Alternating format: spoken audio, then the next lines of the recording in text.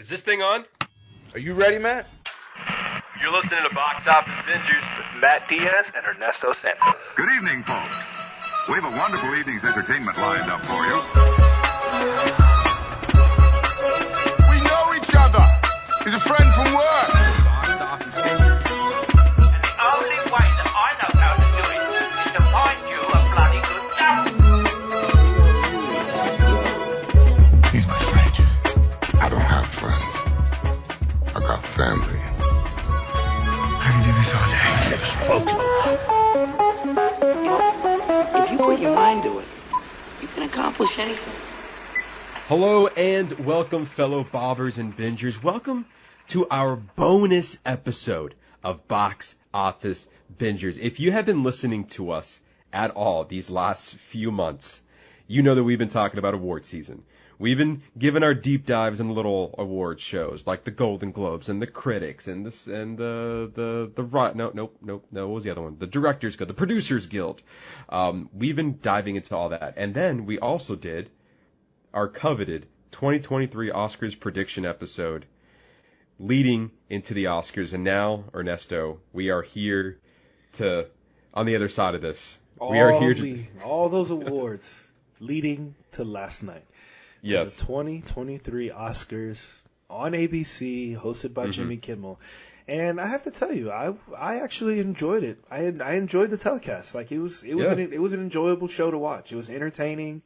Like it was long. I mean, it went until about 11:30 p.m. So about 3.5 hours. But 3.5. That's team's average. That eased right into the 11 o'clock news. Yep. 11:30 news. 11:30 news. Yeah. Yeah, 11:30 news. Yeah. I agree with you. I thought I enjoyed the telecast. I went to the Enzian Theater, which is here in Winter Park in Orlando, and every year they host the Oscars for free. It's free admission. You don't have to pay. And they have ballots that you can fill out and you can win a prize at the end of it.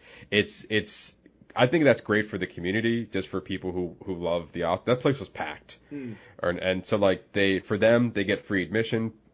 People can come in, you order the food and stuff like that, so they get that income in there, and also you're supporting, the community and local, and also movie lovers. And literally every time Everything Everywhere All at Once was on screen, everyone was cheering and clapping. Yeah. So obviously that was a favorite. But yeah, so this is our Oscars recap episode. This is, like I said, this is a bonus episode that we're putting out for you guys, just kind of recapping kind of the rest of the award season and all the work that we put into this. And so really excited to dive into it. But before we talk about the Oscars and we dive into all of the winners, we're kind of wrapping up our awards season conversation. I just want to go over the winners of the Screen Actors Guild Awards and the Writers Guild Awards. The two shows that we didn't go over in our Oscars prediction episode. At the time of that recording, those awards weren't out yet. So we were actually, Ernesto, kind of feeling out pretty early on our predictions without knowing the full scope.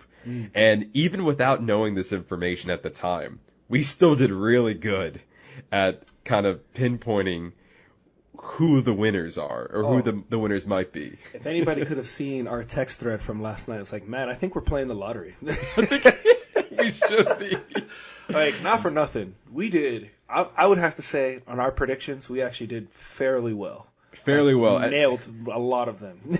Absolutely. And there's going to be a couple of surprises that we're going to get into a little bit. Talk about those. We're going to talk about them. I know you do. So for the Screen Actors Guild Award winners for Outstanding Performance by a Cast in a Motion Picture, we have Everything Everywhere All at Once. Best Performance by a Male Actor in a Leading Role, it was Brendan Fraser for The Whale, which was exciting to see before the Oscars because Austin Butler has been kind of taking it at the time. And so the fact that Brendan Fraser won it to Screen Actors, we're like, wait a minute, he actually has a leg in this fight, which was exciting to see. Brendan Fraser also won in Critics' Choice as well. Yeah. Outstanding Performance by a Female Actor in a Leading Role went to Michelle Yeoh for Everything Everywhere All at Once. Also put her in the race because now she won the Screen Actors Guild and Critics. Outstanding performance by a male actor in a supporting role went to Ki-Hoo Kwan for Everything Everywhere All at Once. And the surprise one for me was outstanding performance by a female actor in a supporting role went to Jamie Lee Curtis for Everything Everywhere All at Once. At the time, it was Angela Bassett. And all of a sudden, Jamie Lee got the Screen Actors Guild, and we're like, wait a minute.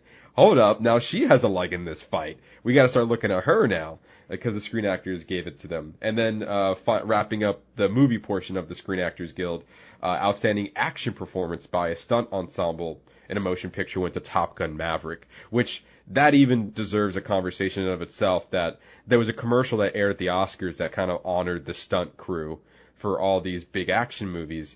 And a friend of mine texted me, is like, stunts should be nominated for Oscars. And I actually agree. I think there is 100% an argument, but then how do you categorize it? Are you going to split it by performers and coordination, like the same way we split sound? But I have to agree. I mean, look at the stunt choreography they did in that movie. Yeah. I think the Oscars needs to recognize them. I think your friend is right. Yeah, but I mean, it's funny because just like you said, how do you individualize that? Do you do it as a whole stunt crew in general? Do each person get an award for that? Do you just single it out to an individual stunt? Because that's a lot of hard work you put into a movie. And if we're celebrating every aspect of the movie industry at the Oscars, you are leaving out like stunts and all the work and details that goes into making those performances look fantastic on screen and realistic. Or maybe it's like editing, like it's like the whole team encompassed, like whoever the lead stunt coordinator, whatever the lead person's title is, like that's the person who coordinates and sets everything up, and like that's the person who probably will receive the honor, like as a whole department for that. Oh, I see. Like kind of like the stunt coordinator. Yeah. Yeah. But yeah, I definitely think there's an argument to be said there. And then to the Writers Guild Award winners, just again focusing on the film portion. Best Original Screenplay went to Everything Everywhere All at Once, and Best Adapted Screenplay went to Women Talking. So again, that kind of foreshadowed what could have won at the Oscars, and obviously they did. So that was definitely a good foreshadowing there. But yeah, Ernesto, let's dive into it. Let's dive into our 2023 Oscars recap. We kind of gave a little bit of a tease. Like we said, I think it was enjoyable. Yeah. It was a fun show. I think Jimmy Kimmel did a great job of making it entertaining while also giving jabs at kind of the whole situation. We want to play some of the monologue. Do you have that ready? I do. Okay. So we're starting at the beginning, or at our first stop. So. Yes, our first stop. It was kind of funny because there was like a bit he did that was on screen before he entered the stage, where he was in the plane with Tom Cruise. Why are and then you like this? and then he like come down with a parachute. Yeah. Yeah. So shortly after that, then he started making jabs at everybody. It was hilarious. You ready? Yeah. You look great. Everybody looks so great. When I look around this room, I can't help but wonder, is Ozempic right for me? We have so many first-time nominees here. In the acting categories alone, there are 16 first-time nominees, including Jamie Lee Curtis, including Ana de Armas, Colin Farrell, Michelle Yeoh. Did I pass that part? I think it's around the minute frame.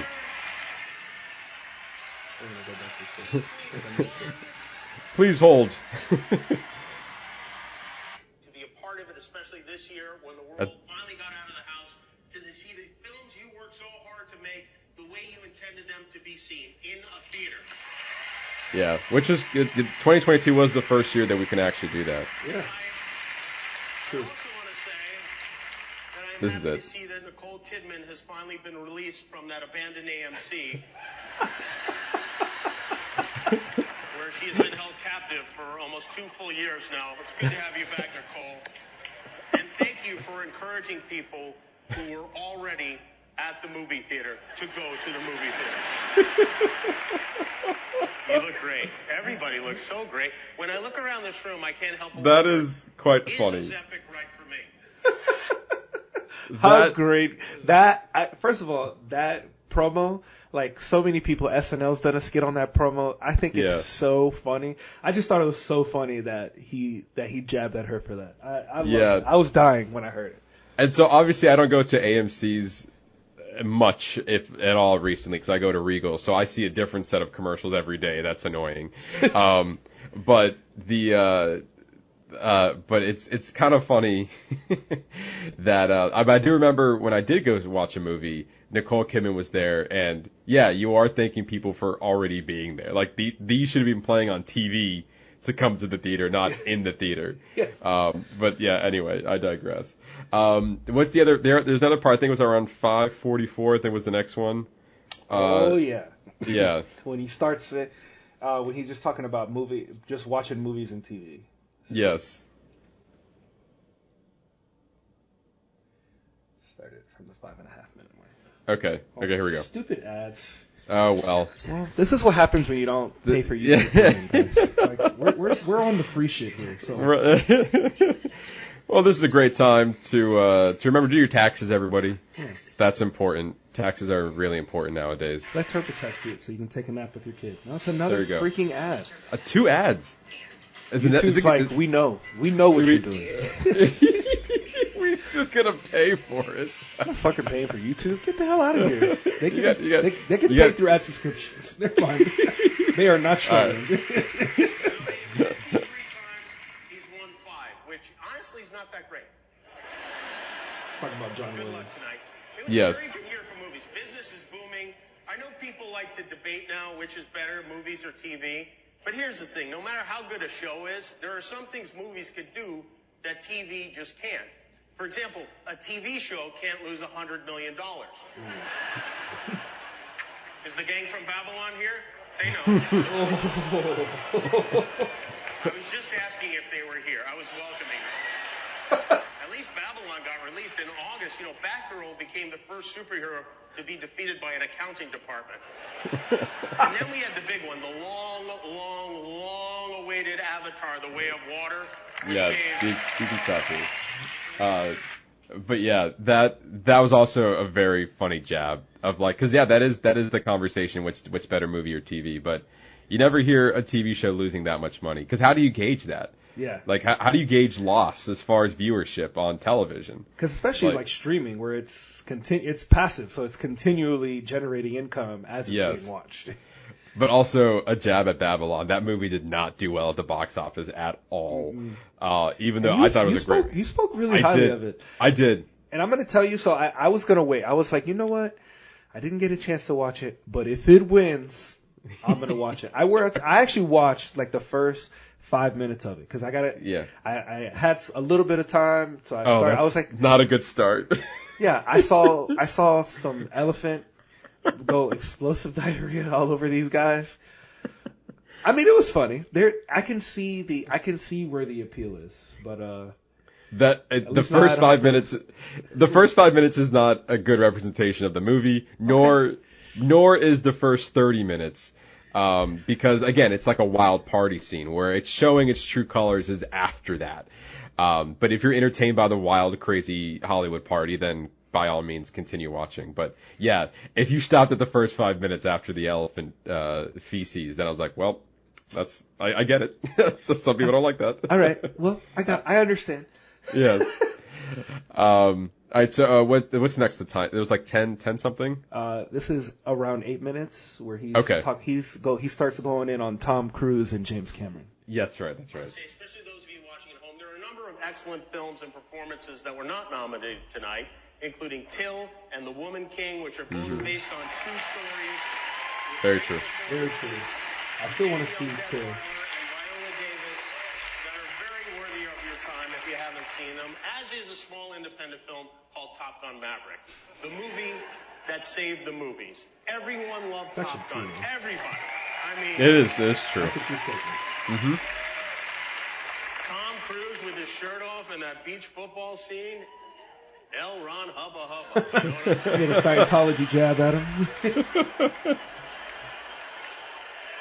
You know, Tom and James Cameron didn't show up tonight. The two guys who insisted we go to the theater didn't come to the theater.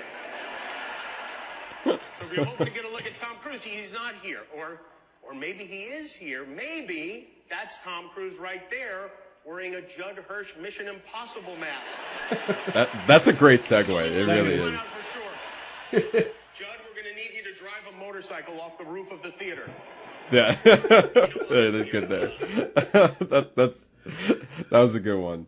But I think, honestly, his biggest one, I think it's at the 10:30, I think we said. Yeah. This is probably his best joke that he had all night, was if you didn't know, Oscars had now set up a crisis team in case things go south like they did last year with Will Smith and the infamous slap on Chris Rock. So the Oscars had put a crisis team in place, and Jimmy Kimmel just went off on them, and it was quite funny. But you know what? It almost is like, we're going to address the elephants in the room. That's kind of like what his opening monologue did. It's like, let's get all the elephants out of the room. Let's get it out of the way so we can just enjoy the rest of the evening. Absolutely. But to me, this was really, really funny. It is really funny. You have silly jobs, but Austin, you're so talented. I know Elvis would have loved your performance, and in fact, according to my QAnon Reddit page, he did. We know this is a special night for you. We want you to have fun. We want you to feel safe. And most importantly, we want me to feel safe. So we have strict policies in place. If anyone in this theater commits an act of violence at any point during the show, you will be awarded the Oscar for Best Actor and permitted to give a 19-minute long speech. No, but seriously, the Academy has a crisis team in place. If anything unpredictable or violent happens during the ceremony, just do what you did last year. Nothing. Sit there and do absolutely nothing. Maybe even give the assailant a hug. And if any of you get mad at a joke and decide you want to come up here and get jiggy with it, it's not going to be easy. There are a few of my friends you're going to have to get through first. You're going to have to get through the heavyweight champ, Adonis Creed, before you get to me. You're going to have to do battle with Michelle Yeoh before you get to me. People are laughing too. Yeah. You're going to have to beat the Mandalorian before you get to me. You are going to have to tangle with Spider-Man. You are going to have to... He's going to be a meme now. He's like, yeah. People are like, oh, it's Tom Holland? You are going to have to tangle with Fableman. Fableman.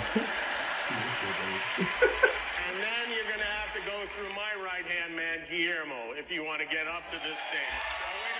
In this part I didn't get because I don't watch Jimmy Kimmel. And the other guy is like Guillermo. The other Guillermo, not Del Toro. Yes, that one. Okay, there you go.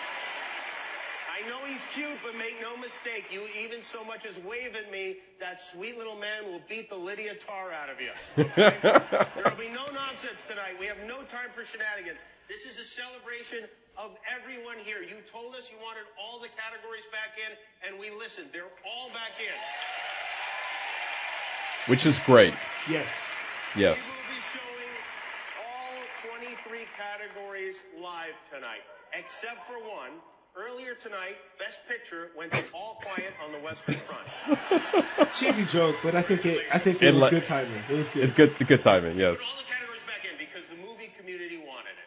Almost as much as the television community didn't want it. So, no complaining about how long the show was. I saw all your own movies. Now it's my turn to make you sit in the theater for 3.5 hours. Well, I guess it was timed right. 8 o'clock, 3.5 hours, so they didn't really go over it. No. So, the speech goes on too long. This year we're not going to play you off stage. Instead, the banger. we have a group of performers from the movie RRR who are That. going to dance you off stage. If you go too long, we're going to Bollywood bombshell your ass. So let's Hollywood bombshell your ass.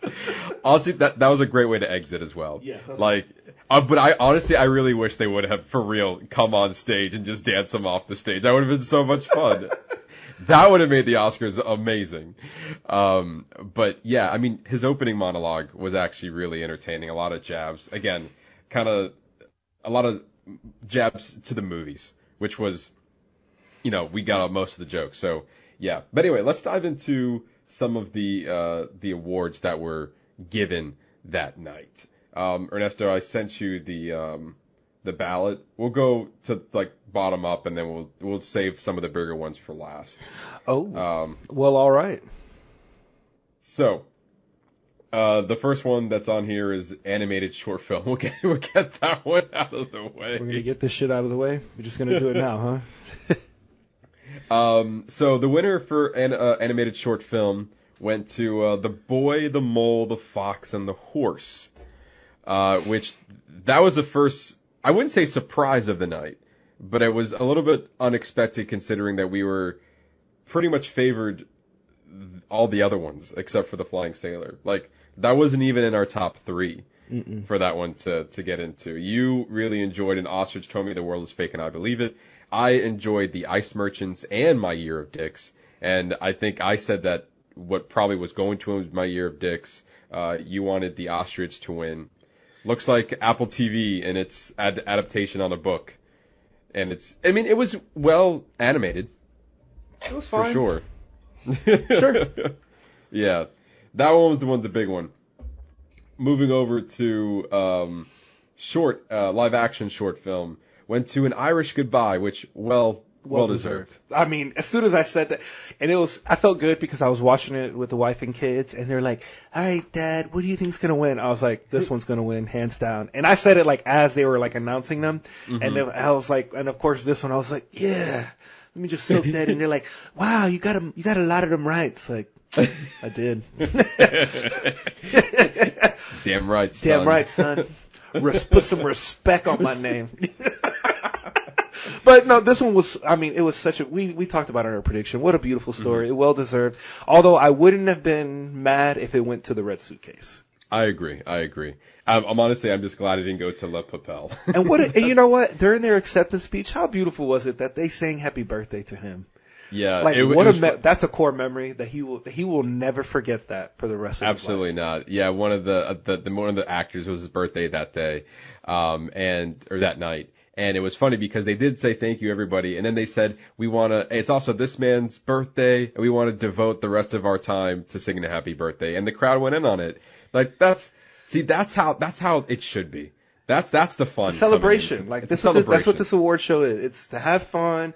And that's exactly what last night was. It was just a celebration of everybody's hard work. It wasn't about who's better than the other, or who should have got it, or what the upset. Well, I had a upset. We'll get into that one. But it was enjoyable. It was a good time. Absolutely. I couldn't agree more. I think this is the upset we're talking about here, Ernesto. Documentary short. Yes, that's what I thought. For best documentary short went to The Elephant Whisperers, a film that we both. So it's funny. When I was filling out my ballot, I was reading the final tallies, like online, and what people's predictions were. All of them were saying that The Elephant Whisperer was going to win. So on my ballot at the Enzian, I put down Elephant Whisperer. So I got that one right. But I didn't agree with that statement. I didn't think it deserved to win. And I think for many reasons we already know why. I mean, did they watch Stranger at the Gate? Yeah. I mean, what that story, granted, our connection to animals about coexisting, that's a beautiful thing. I understand that. But let's talk about shit that's going on with us as human beings. This is a story about how about one moment of kindness altered all of those people's lives. Like, it's the reason why they are alive. Like, why aren't we celebrating that? I was hooked from the second I put that one on. Like, this one, like, I watched Elephant Whispers at 1.5 speed. Yeah.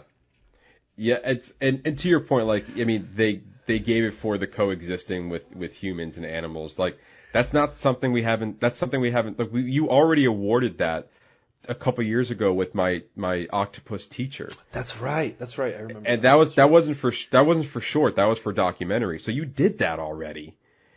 So, like, obviously they have a sweet spot for that at the Oscars.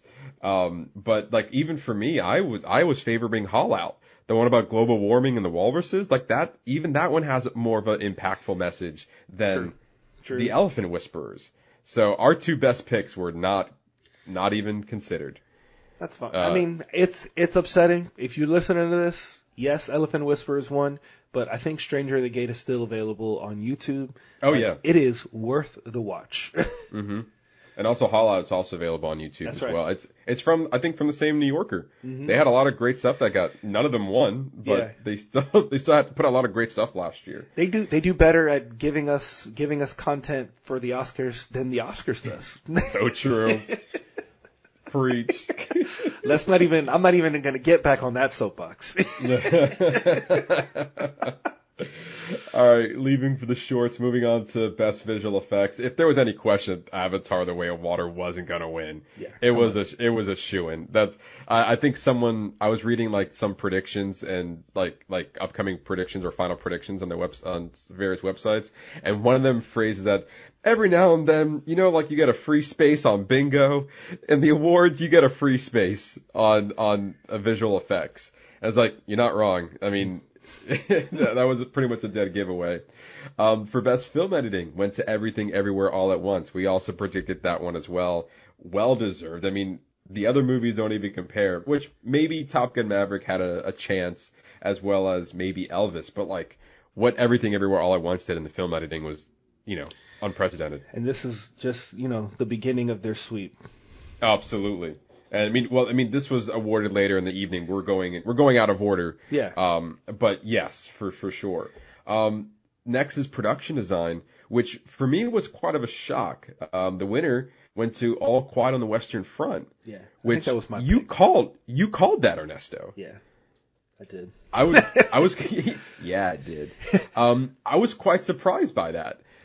Because everyone was saying Babylon. And I went with that. And my second choice was even going to be Avatar, or going even further, going down to Elvis. But I mean, you said what was your point? What was your choice behind that again? If I remember, I just think just with the amount of detail that went into it, because with creating all the trenches, I mean, All Quiet, Babylon, Elvis, and The Fabelmans all have in common is that the reason why they get nominated is because how effective they were at capturing a time period. Right. Like that. I mean, The Fabelmans is that time period. The Babylons it's the same reason why they got nominated. So it's like, which one is the better? And the reason why I think Avatar didn't win is because it really doesn't belong. And I think we talked about it a little bit. Like, it's mainly special effects, visual effects, which is the reason why I won, than it is production design. Like, what is it? Green screens? Oh, wow, that's a great green rock that you're going to turn into a mountain or whatever the fuck it may be.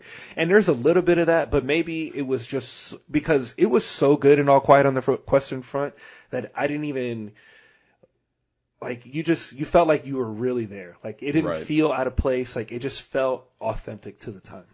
Now that it's won and what you're saying, I agree with that. It did feel very authentic. I felt like Babylon would have gotten the one edge in there just because Hollywood loves Hollywood. Of course. So I thought that, you're putting 1920s Hollywood into a film. They were going to get it. I was under favor of that, but hey, All Quiet, All Quiet did very well, more than I thought it was going to be. We're going to talk about that later as well. For best cinematography, going back to All Quiet on the Western Front, that was our front runner as well. Yep. Compared to pretty much everything else that was nominated, Bardo, Elvis, Empire Light, Tar. I mean, there was no competition for me there. That was an easy win for All Quiet on the Western Front. Costume design, it was Black Panther: Wakanda Forever took costume design, and it's funny because on my ballot I chose Elvis because I felt that they were going to choose that over Black Panther because it already won last year, so they're going to give something to Elvis. But I remember on our episode I said Black Panther should win, and so I was happy to see that it won for costume design. Yeah. I don't remember. I don't remember what I picked for this one. I think I might have went with you on Black Panther. I think you said Everything Everywhere All at Once for the costumes that Stephanie Hsu was wearing. You're right. Yeah. You're right. Well, and I think it would have been deserved, but I can see the love going. But here it goes back to the reasonings. Like, now this is a subjective question because it is objectively it's between those two movies. Like, the other ones, the other three is the same thing. They're set their time period, so it's like effective are they at getting that time period? Right. But if you look at Black Panther, where those are original concepts. Everything Everywhere All at Once. I guess it's not. It's original. It is original, but because they do have those special like dream and like other dimension sequences where all the costuming is different and the amount of costumes that went into it. So I guess this one is like a toss-up, but I still think Everything Everywhere All at Once. I think there's an edge there because of everything that's just of the way the movie was edited, what they were trying to get across. Whereas Black Panther is an extension of Wakanda, of something that's already established. Whereas Everything Everywhere All at Once is just shit, is literally pulling from everything, like, and coming and pulling it together to create that concept. So yeah, but I mean, even so, they did in Wakanda Forever, they did create the city of Namor. I forgot what the city was. I forgot what it was. His city and their costumes. Yes. And that was brand new too to the universe. That's fair. That's a fair point. But I'm happy it won for costume design. That was the only award that Black Panther won, and I figured out of everything else, that was not a bad one to win. I think, was that the only award it was nominated for? Or no, it was for song as well. But yeah, I'm happy it got for costume design. And Angela Bassett? Oh yeah, Angela Bassett and hair and makeup. Oh, it was nominated for a bunch. But yeah, either way, I think costume design was a well-deserved win for Black Panther Wakanda Forever. Moving over to hair, makeup and hairstylings. Again, I figured that Elvis was going to be a front runner on that, but I remember on the podcast, we said the Batman should have won for Colin Farrell, but our runner-up was The Whale, and I am happy to see that makeup and hairstylings went to The Whale, because what Brendan Fraser had to put on, that whole suit in of itself, and carry that through a movie was fantastic. I may have to double check my picks, because I thought I picked The Whale, because you might have picked The Whale. But we did talk about that the Batman, like, for Colin Farrell was unrecognizable. Well, that's what it for me. It was between these two. It was between The Whale and the Batman for what you just stated. But I don't remember. I thought I picked The Whale. I'll have to go back. I'm gonna have to go back and check. Maybe I should have wrote it down. Probably should have wrote it down. I probably should have wrote it down. And it's funny because, again, I went with on my ballot at the Enzian, I went with Elvis again because that was the majority pick. So I figured, all right, well, what do you got? I actually did write it down. Oh, you did? Okay. I picked according to my list, I'd have to go back to what I actually said, but I think I picked The Whale. That was that was my original pick that I wrote down. Okay. But also well deserved. I think we did go back and forth, but I said maybe that the Batman should win, but probably will win was going to be The Whale. But I went back on it when I filled out the ballot saying it Elvis because, again, I figured that they're going to give it to something. It was probably going to be in the technical categories.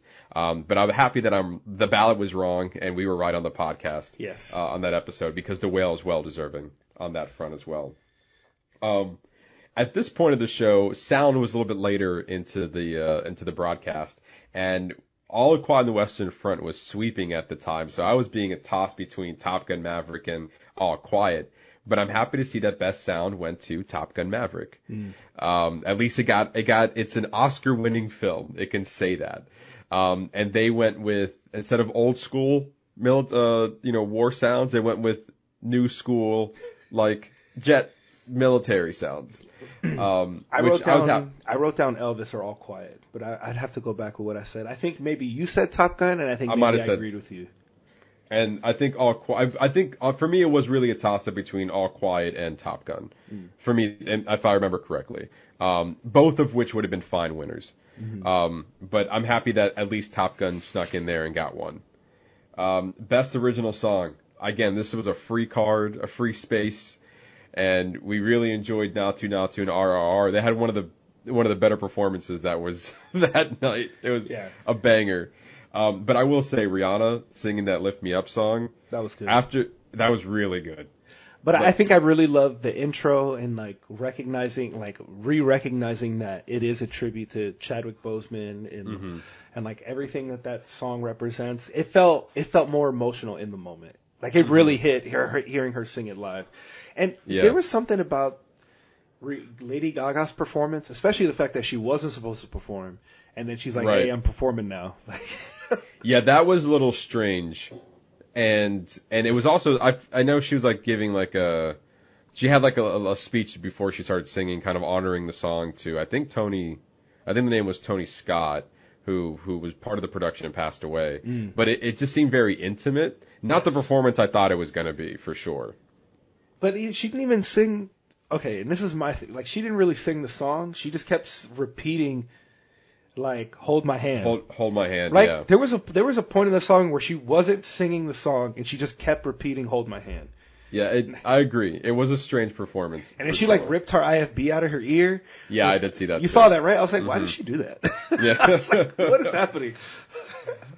But I'm also happy to see that at least RRR got the one. It won the one thing it was nominated for, and now RRR is an Oscar-winning film. So congratulations to them and for Not To. Well deserved. I mean, that song's well deserved. Oh, absolutely. Best original score. This for me was the biggest surprise of the night. This to me, it came out of nowhere.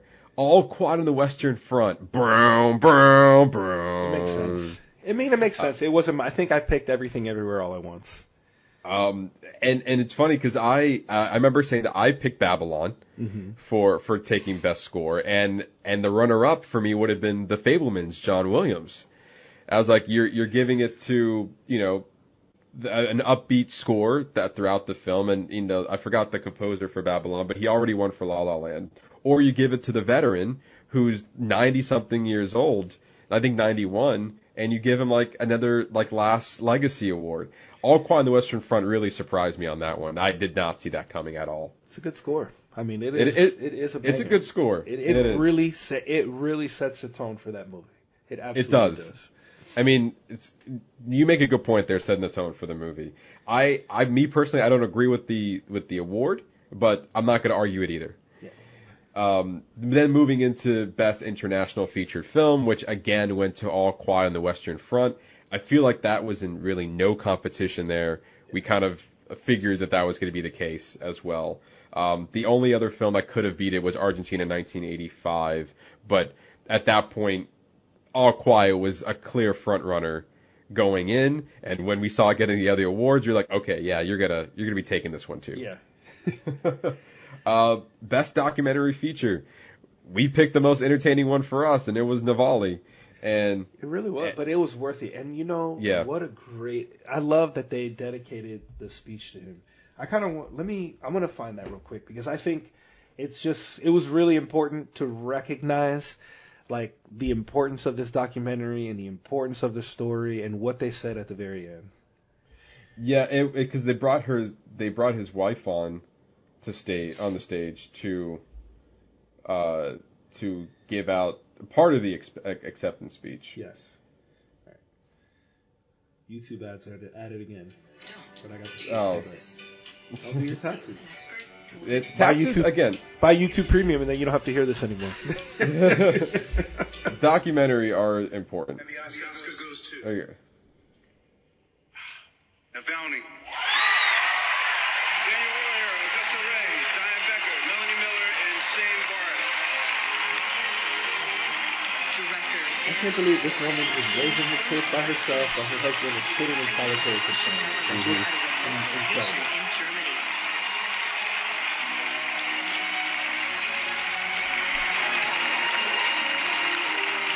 It's on HBO Max. If you haven't seen it, it is absolutely worth the watch. Yeah.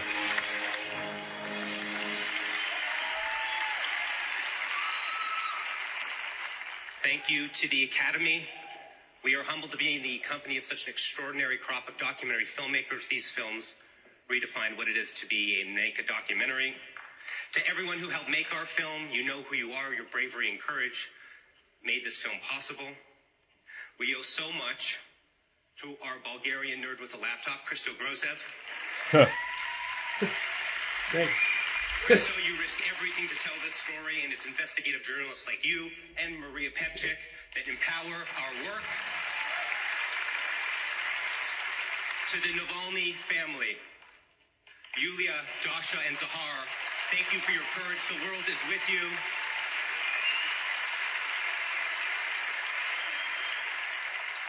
And there's one person who couldn't be with us here tonight. Alexei Navalny, the leader of the Russian opposition, remains in solitary confinement for what he calls, I want to make sure we get his words exactly right, Vladimir Putin's unjust war of aggression in Ukraine. I would like to dedicate this award to Navalny, to all political prisoners around the world. Alexei, the world has not forgotten your vital message to us all. We must not be afraid to oppose dictators and authoritarianism wherever it rears its head. I want to invite Yulia to say a few quick remarks. Yulia? Don't you cut her off. Let her say what she has to say. Yeah, and this is his wife. Thank you, Daniel, and thank you to everybody here. My husband is in prison just for telling the truth. My husband is in prison just for defending democracy. Alexei, I'm dreaming the day when you will be free and our country will be free.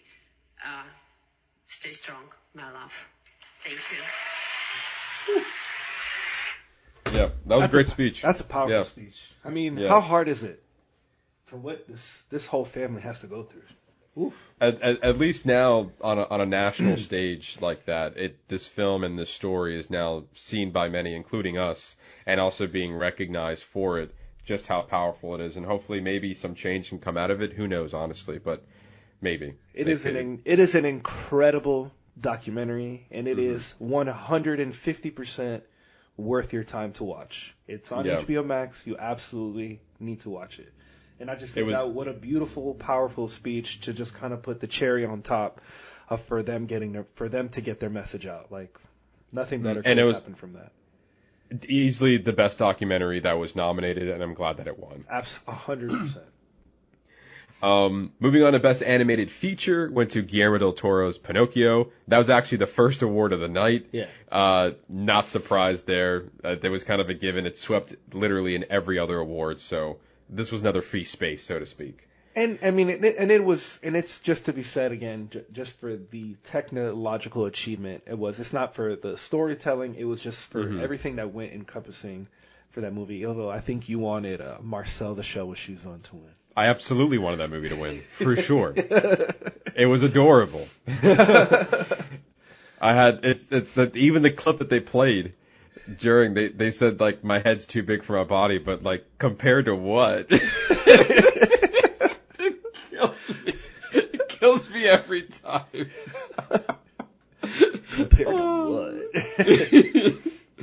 Oh man, that was one of my favorite movies of the year, and I stand by it. But I can see kind of very similar to Avatar: The Way of Water winning for Best Visual Effects. Obviously, it's on the screen. You can see the technical achievement there. The same were Guillermo del Toro's Pinocchio. You can see it, all the hard work that went into many, many years of doing stop motion animation. You can't argue that. Like all of the detail that's in there. It was quite incredible to see that on screen. But the story was fine. So, you give it to technical, which I'm perfectly fine with.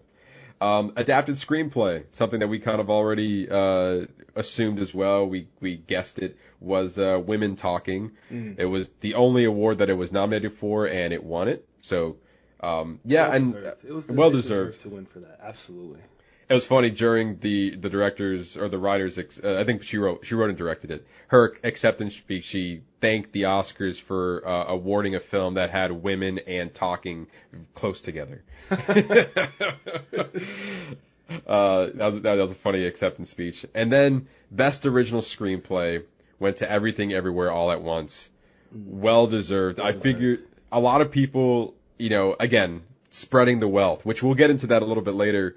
In here, Ernesto, but like we talked about, the Oscars are known for spreading the wealth, and you're going to give it to one film for the particular category. But Everything Everywhere All at Once defied those odds of spreading the wealth because it swept on the good majority of the categories we're about to say here. The rest of them that we have left, but a lot of people thought that The Banshees of Inisherin was going to take it just to get one award in, but nope. Everything Everywhere All at Once. If the Screenwriters Guild said anything, it was like, this movie's going to take it. And well deserved. It was an incredible original story. Agreed. All right, moving on to one of the earlier awards of the night, and probably one of the best acceptance speeches as well, was an actor supporting role went to, of course, Ke Huy Quan for Everything Everywhere All at Once. It was kind of a given that this one was going to take it, and also what an incredible story that was diving into this as well. So, do you have the acceptance speech? Oh, I do. Yes. It was fantastic. It was absolutely fantastic. Well deserved. Ki-Hu Kwan. Yeah.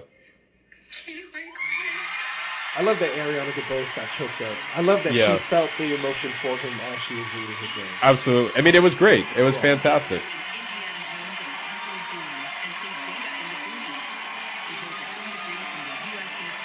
You know, even though Brian Tyree Henry didn't win, I feel like people are going to recognize him because he was at least nominated.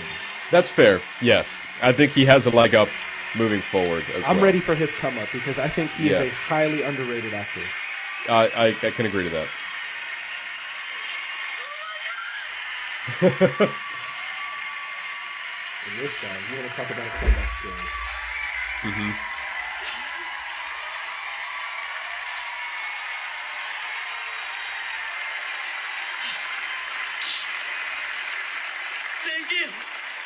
Thank you. My mom is 84 years old, and she's at home watching. Mom, I just want an Oscar.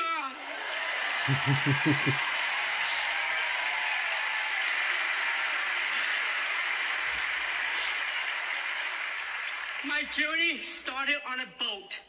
I spent a year in a refugee camp.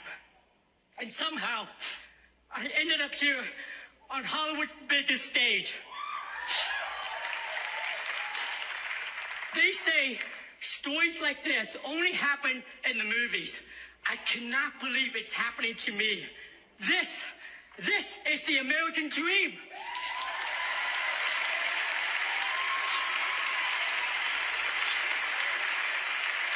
Thank you so much. Thank you so much to the Academy for this honor of a lifetime. Thank you to my mom for the sacrifices she made to get me here.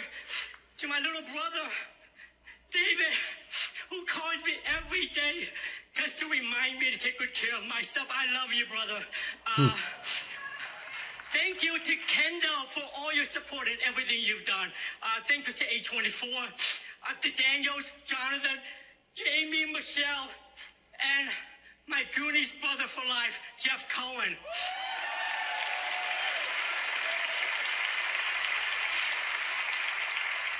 I owe everything to the love of my life, my wife Echo, who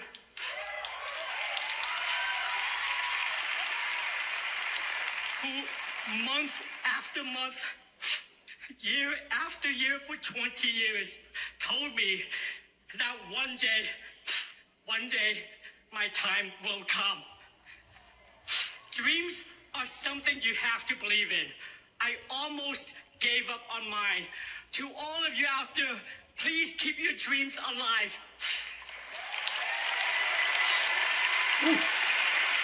Yeah. Second time ago. Thank you so much for welcoming me back. I love you. Thank you. Yeah. What amazing speech. That was, it definitely got me in the moment as well. Like, just the overwhelming of emotions one hell of a speech he gave. And also a well-deserved win, for sure. But now, we dive into, I have the next one pulled up here, Ernesto. So we can go back and forth. Okay. But I have, what's the next one? We have actress in a supporting role. Yeah, actress in a supporting role. Surprisingly, to some degree, went to Jamie Lee Curtis in Everything Everywhere All at Once. At the time, the front runner was Angela Bassett for Black Panther: Wakanda Forever. But then after the Screen Actors Guild Award, where Jamie Lee Curtis won it, there was and then she had a leg in the fight. There were also a lot of words, a lot of like professional sites said that Carrie Coden was going to win because they feel like that a lot of people were going to be split, and they said that Carrie Coden was actually going to take it for Banshees of Inisherin. I didn't believe that though.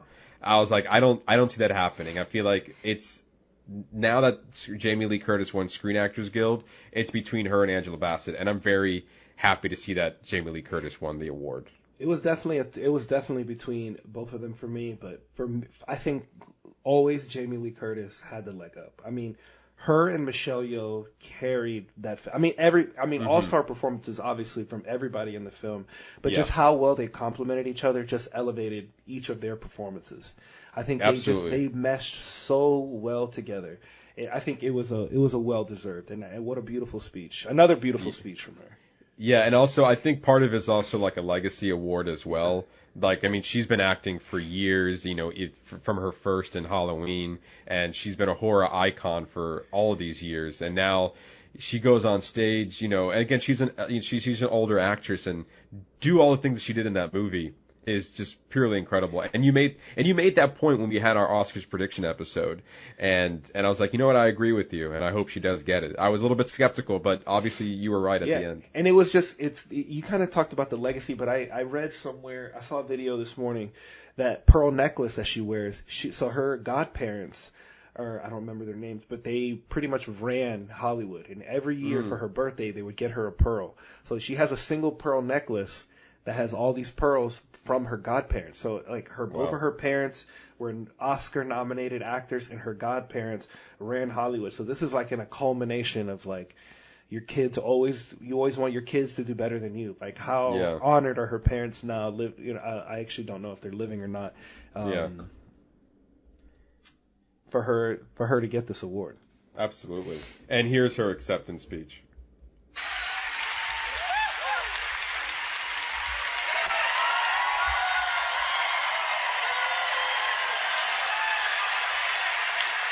Stop! I have 45 seconds, and I promised Janet Yang I wouldn't do it well because I'm a good girl. I know it looks like I'm standing up here by myself, but I am not. I am hundreds of people. I'm hundreds of people. I am where are the Daniels? Daniels, Jonathan, Leyline, the entire crew, my bae Michelle, Key, Steph, the entire group of artists who made this movie. We just won an Oscar. To my dream team, my agent Rick Kurtzman, Alan Wertheimer, Heidi Schaefer, Sean James, Grace Ahn, Jane Ross. We just won an Oscar. To my family, my beautiful husband, Christopher Guest, our daughters, Annie and Ruby, my sister Kelly, we just won an Oscar. To all of the people who have supported the genre movies that I have made for all these years, the thousands and hundreds of thousands of people, we just won an Oscar together.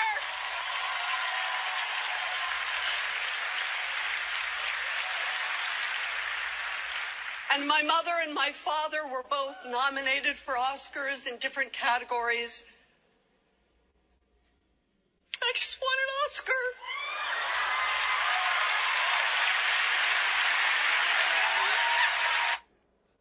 Yeah. I feel like that should be like hashtag we just won an Oscar. That it was beautiful. It calls to why that movie was so successful, because, or even all of them, they all credit their team. They realize that it's not just one, it's a culmination of everybody together. Absolutely. And it clearly shows. And again, after every acceptance speech, they're crediting each other. You can tell that this movie was something special, not only what was shown on screen, but clearly something off screen as well. Now diving into Best Actor in a Leading Role. And that went to Brendan Fraser in The Whale. Whale deserved. In The Whale. Whale deserved. Obviously, Austin Butler and Brendan Fraser were the front runners here. Austin Butler won for Golden Globes, but I think Brendan Fraser wanted critics and Screen Actors Guild, giving him a leg up there. I thought the Oscars were going to surprise me, because this was like the last big award that they were going to award to Elvis. And I was almost convinced. I was like, okay, I think Elvis is going to take here. Kind of do the same thing they did a couple years ago with Bohemian Rhapsody and Rami Malek. But again, happy to see that Brendan Fraser, again, it just has a better story to it. Yes. Like, if you want good ratings, that's how you get it. Just on a pure television standpoint, but also well-deserved win. Yes. I was so happy to see Brendan Fraser win it for The Whale. Absolutely.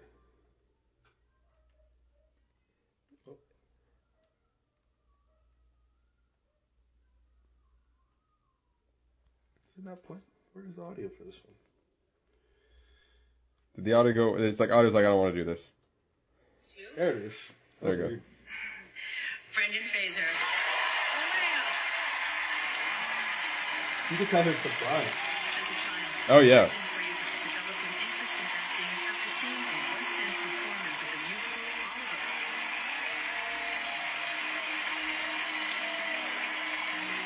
And you can see Colin Farrell's mouth to him well deserved. Mm-hmm. I mean, his performance was incredible. Yeah. He absolutely made that movie.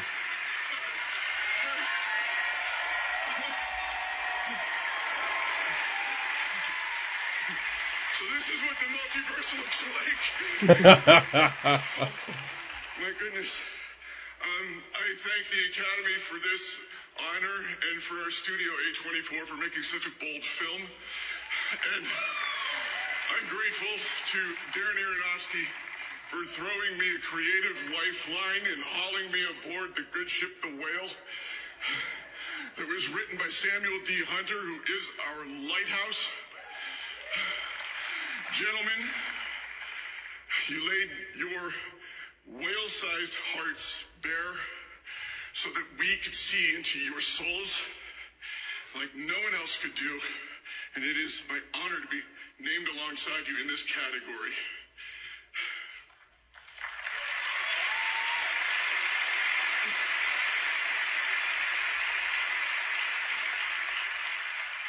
I want to tell you that only whales can swim at the depth of the talent of Hong Chow. She was also really good in the movie. She was. She was worth the This nomination. business 30 years ago, and things they didn't come easily to me, but there was a facility that I didn't appreciate at the time until it stopped. And I just want to say thank you for this acknowledgement, because it couldn't be done without my cast. It's been like I've been on a diving expedition on the bottom of the ocean, and the air on the line to the surface is on a launch being watched over by some people in my life, like my sons Holden and Leland and Griffin. I love you, Griffey. My manager Joanne Colonna, Jennifer Plant, and my best first mate Jeannie. Thank you again, each one and all. I'm so grateful to you. Good night. Another well-deserved win. Yeah, you can hear it in his voice how emotional he's getting, how much like all of that emotion is just coming through there. And like you can feel that the passion that he had for the project as well. This was the one that I just wasn't sure that where the Oscars was gonna swing, and I'm happy that it went in Brendan Fraser's direction. And Austin Butler is also an up-and-coming actor. For the most part, he just got a huge role with Elvis. I don't think we're going to see the last of him at the Oscars as well. No, and they're I going think, to recognize him again. And I think people recognize that it's very similar feelings to Bohemian Rhapsody. Yeah. But nobody wants to talk about it and say, well, he won, but the movie was garbage. Like, the movie's not good. Right. Like, the movie brings, his performance was so good that it's almost out of place in the movie. A little bit, yeah, so to speak. When a lot of other things about the movie wasn't as great, like you said. Like Tom Hanks. Moving on to best actress in a leading role. Again, there was down to two: the right answer and the wrong answer. Mm-hmm. There was only one answer. There was only one answer. Really, it went down to Cate Blanchett in Tar, which it wasn't winning anything at that point, and I was really hoping it was going to stay that way. Kind of with Elvis too, because it also didn't win any awards. We'll talk about that a little bit later. A well-deserved win. I'm glad it went in the right direction with Michelle Yeoh becoming the first Asian woman to win Best Actress in a Leading Role.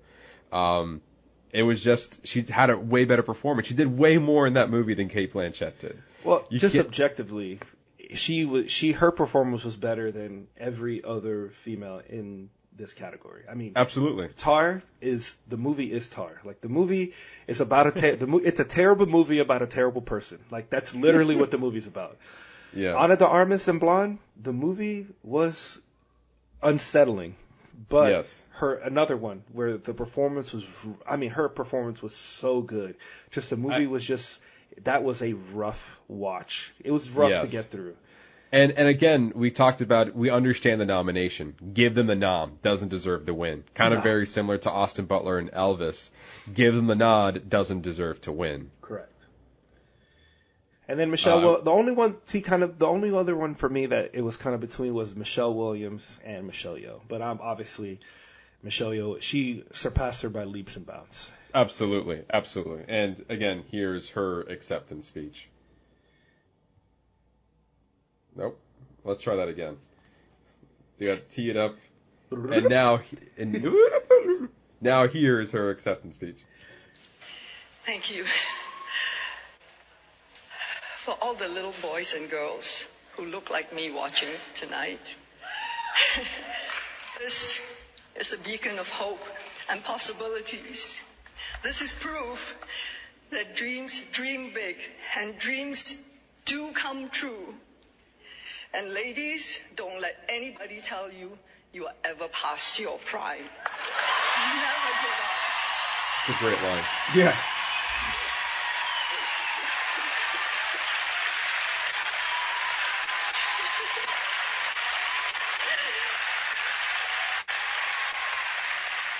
I wouldn't be standing here tonight without the Daniels, without A24, without my amazing cast and crew, without everyone who was involved with Everything Everywhere All at Once. But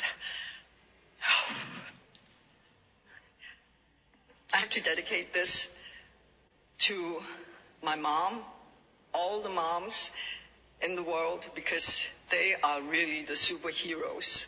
And without them, none of us will be here tonight.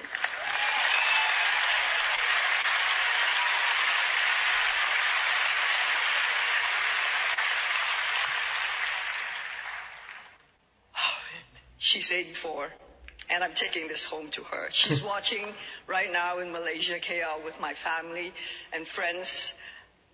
I love you guys. I'm bringing this home to you. And also to my extended family in Hong Kong, where I started my career. Thank you for letting me stand on your shoulders, giving me a leg up so that I can be here today. And to my godchildren, to my sisters, all of them, to my brothers, to my family. Thank you. Thank you. Thank you to the Academy. This is history in the making. Thank you. And it was history in the making. Yeah, absolutely. She made history, the first Asian woman to win in a leading role. But again, like we've already explained, well deserved there. Well deserved. And then we move on to the last two, which is Best Director for a Motion Picture. A lot of people, again, going, and I said this already in our predictions episode, spreading the wealth. Is the Oscars going to do that? This for me was the only movie the only award that was really for me considered for The Fabelmans. Maybe they might give it to Steven Spielberg for, delivering one of his most personal films. But again, happy to say the Daniels came out victorious and got the win there. And I think do we want to do Best Picture together, since we're only going to do one? Are we going to play the other speech? No. We'll just play the Best Picture speech. I'm sorry, the Daniels speech. Yeah, it was the producer who spoke for Everything Everywhere All at Once, but I really prefer to hear from the Daniels for Best Directing. Yeah, so they won for Best Directing, and to close out the night, they won the Best Picture. So their speech was just a great culmination of everything they did to achieve this. Yeah, and also at this point they were sweeping as well. Walking away with you guys 7. Are heroes. This is weird. We want to dedicate this to the mommies, all the mommies of the world, to our moms. Specifically, my mom and dad, Ken and Becky, thank you for not squashing my creativity when I was making really disturbing horror films or really perverted comedy films or dressing in drag as a kid, which is a threat to nobody. You always got to make little political statements. Yeah, thank you to everybody who worked on our movie. I know every director agrees with me when I say a director is nothing without their incredible cast and crew. This is my family, my friends. If our movie has greatness and genius, it is only because they have greatness and genius flowing through their hearts and souls and minds, and they gave that to us, they gave that precious gift to our film. The world is opening up to the fact that genius does not stem from individuals like us on stage, but rather genius emerges from the collective. We are all products of our context. We are all descendants of something and someone, and I want to acknowledge my context, my immigrant parents, my father who fell in love with movies because he needed to escape the world and thus passed that love of movies on to me, my mother who is a creative soul who wanted to be a dancer, an actor, and singer, but could not afford the luxury of that life path and then gave it to me, my incredible brothers and sisters who helped me survive the chaos of childhood, my friends from high school who taught me sorry, I'm just going to keep going. The RCCC, you taught me the liberating freedom of creativity and joy, and your DNA is in this film as well. My incredible son, Gio, you rearrange my DNA every day, and it's awful and beautiful every single time. If you ever watch this, I hope you know that you should never have to live up to this standard. This is not normal. This is kind of crazy. I will love you no matter what.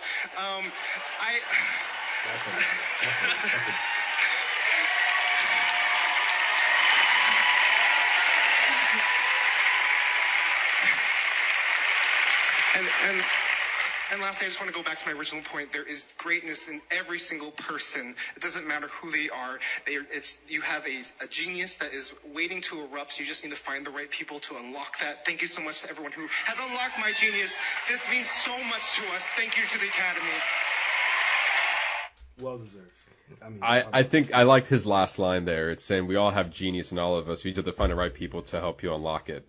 And that's just a great line. And that just shows how, the creativity process works when you have the right people with you, backing you on it. Like, the world is your oyster on top of that. And again, they credited all the other people who won. And then, of course, like you mentioned, the argument was, is it gonna really sweep that much?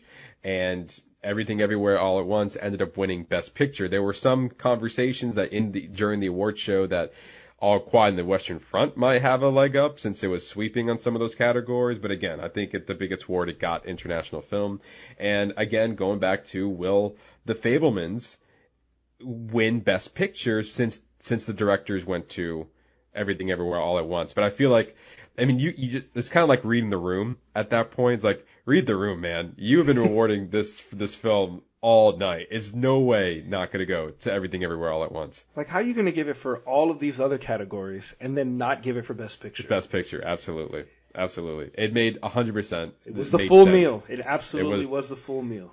And so, at the end of the day, right, you tally all of them up. 7 awards went to Everything Everywhere All at Once. 4 awards went to All Quiet on the Western Front, and 2 awards went to The Whale. Everyone else received a single award. To all the winners, they just received 1 after that. But The Whale walking away with 2 is great. All Quiet on the Western Front surprisingly walked away with 4. I thought maybe 2 at best. But it was really it was Everything Everywhere All at Once's night for sure.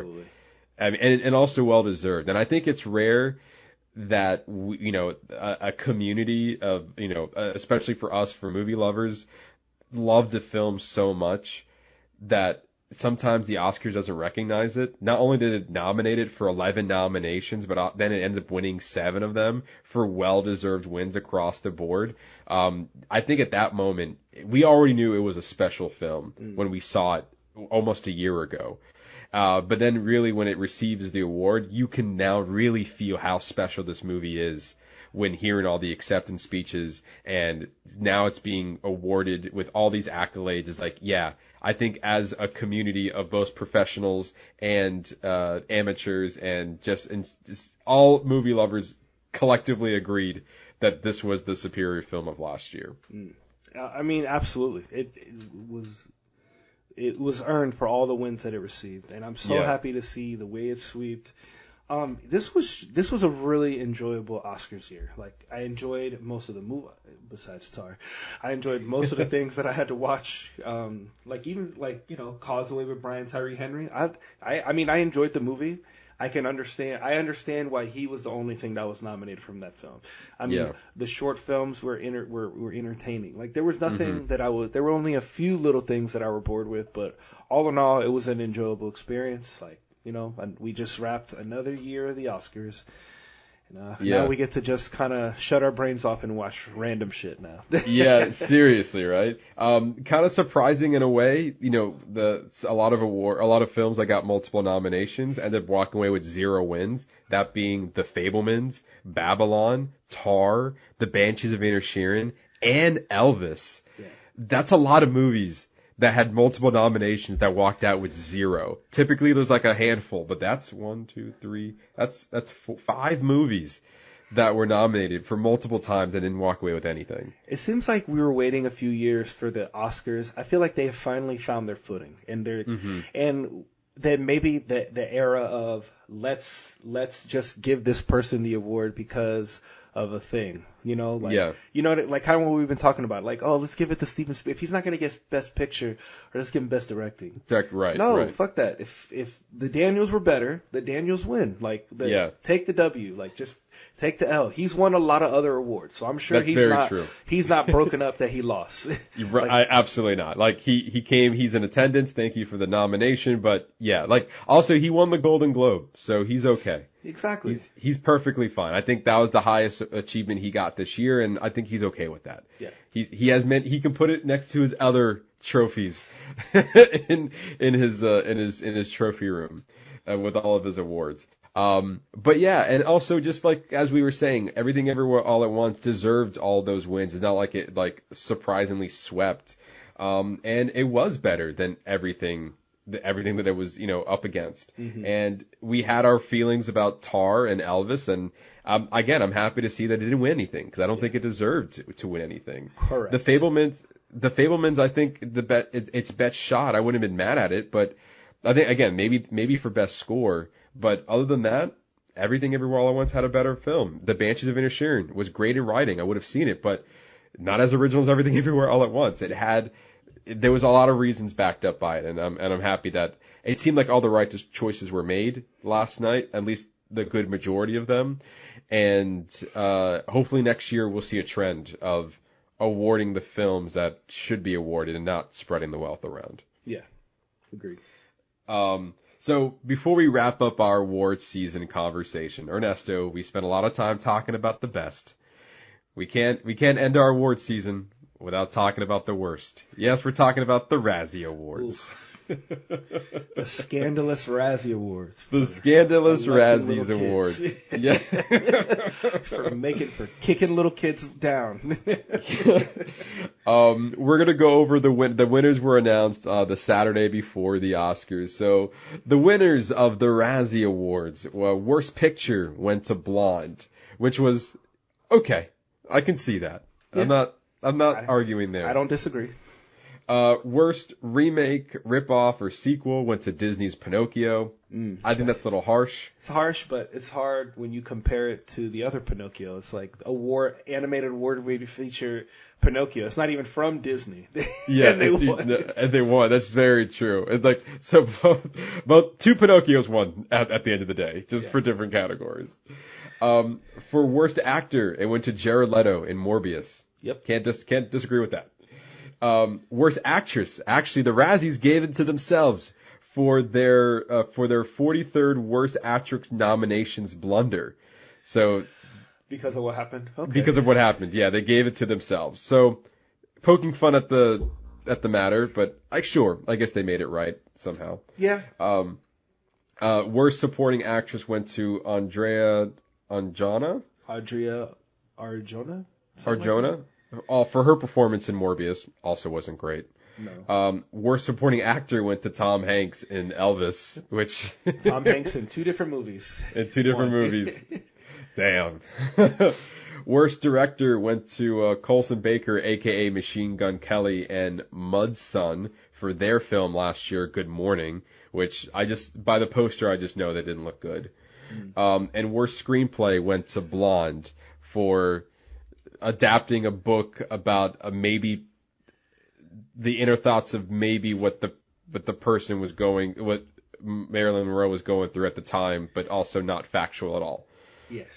It's a weird book in general to even write about, let alone make a movie about it, and we can obviously see the reasons why there. Exactly. But there you go, everyone. That's our awards season wrap up. That was a lot, Ernesto. That was a long 3-month journey. Well, like 2.5 months of a journey we went through.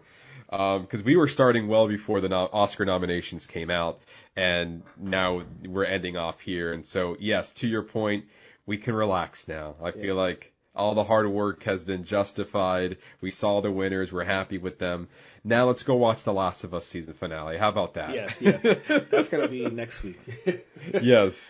But also, thank you, everyone, for listening to us, and for those who watched on YouTube for our prediction episode. Thank you for watching that. It was a lot of fun diving into this year's Oscars. Ernesto, we've said this before, that this is the most prepared that we've gone into this. And I feel like as a viewing experience, I think we were rewarded for watching all that, because we actually, had some skin in the game. We actually were connected to a lot of these projects that we've seen and have opinions about. I look forward to doing it next year. We have a lot of time before that going around. But the fun doesn't end here. The fun continues on our social media channels, on Instagram at boxoffice_bingers, our Facebook and TikTok page at boxofficebingers, our Twitter page at boxofficebinger without the S. And also check us out on YouTube. We're going to be posting videos periodically on there as well on previous episodes when we get the chance. So we're looking forward to that. Next week, Ernesto, or actually just coming up in general, depending on when you're listening to this particular bonus episode, we have 2 in the works right now. One, we're talking about Creed 3. We had a great conversation with Brandon Hadnot about Creed 3. We gave that movie high praise, Ernesto. It's easily one of my. It's right now. It's at the top of the list for 2023. Like, to me, this is what's kicking off the 2023 movie year. That's an early contender right there. Also, directorial debut for Michael B. Jordan. We get to see the amazing Jonathan Majors on screen. Definitely go listen to that episode. As well as coming soon, we also are preparing for our Scream 6 episode. We're bringing Estevan back onto this fold to talk about this horror franchise that just doesn't end. And is it worth to keep watching? That will be determined. That will be determined indeed. So we look forward to all of that. The movie fun continues for show. Thank you, everyone, for sure, not for show. For show. For show. Thank you, everyone, for listening each and every week. Really do appreciate it. Thanks for joining us on this award season journey, this Oscars recap. This was a lot of fun. Ernesto, it's been great. It's been great. You know what, Matt? I'm ready to put it to the side, and then maybe we'll cherry pick some things that we think will be getting ready for 2024. So exactly. And there you go. And for that, I've been your host, Matt Diaz. Been Ernesto Santos. See ya.